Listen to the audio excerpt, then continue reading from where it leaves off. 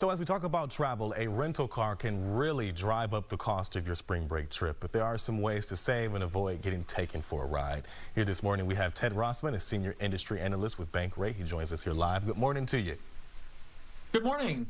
So let's talk about this first and foremost. What is the average price a person should expect to pay for a rental car right now?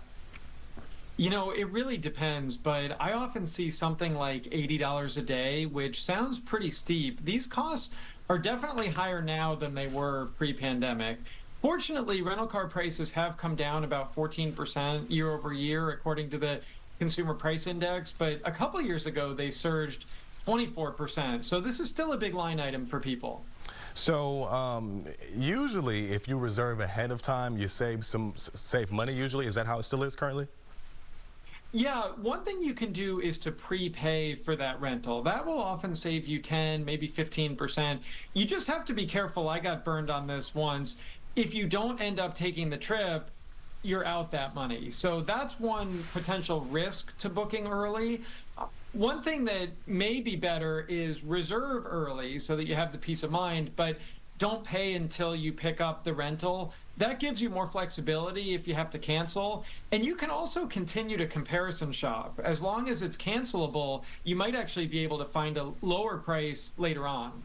So another thing here, should people consider websites just say Expedia, Orbitz when you're looking at rental cars, or should you go directly to Hertz, to Enterprise? How should you do that? I would cast a wide net. I think it's important to consider any and every option. You might even consider something like Turo, which I've actually used personally.